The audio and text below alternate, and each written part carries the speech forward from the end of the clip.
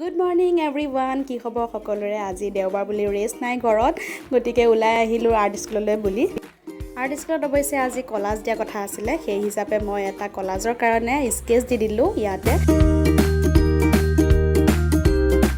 ছবি অঁকাৰ মাজে মাজে যদি ল'ৰা ছোৱালীবিলাকক এই কলাজ কৰাও শিকাওঁ তেনেহ'লে সিহঁতে বৰ বেছি আগ্ৰহী হয় আৰু মনোযোগো দিয়ে সেই ছবিটোৰ প্ৰতি।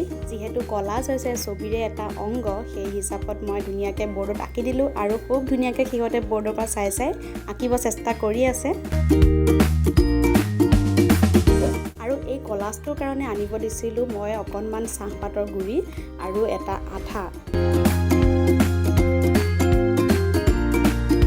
প্ৰথমে সিহঁতক যিটো ছবি আঁকিলে সেই ছবিটোৰ ওপৰত ৰং কৰা ব্ৰাছৰ সহায়ত আঠাবোৰ লগাই ল'ব দিছোঁ আৰু আঠা লগাই হোৱাৰ পাছত চাহপাতৰ গুড়িখিনি সেই আঠাৰ ওপৰতে দি দিব দিছোঁ।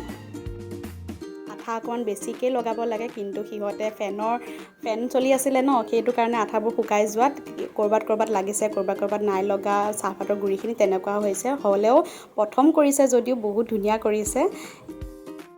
এয়া চাওকচোন, মই যেনেকৈ কৈছোঁ সেইমতে সিহঁতে কৰিবলৈ ট্ৰাই কৰিছে, হ'লেও ভাল হৈছে, বিৰাট ধুনীয়াকৈ কৰিছে, প্ৰথমবাৰ কৰিছে যদিও।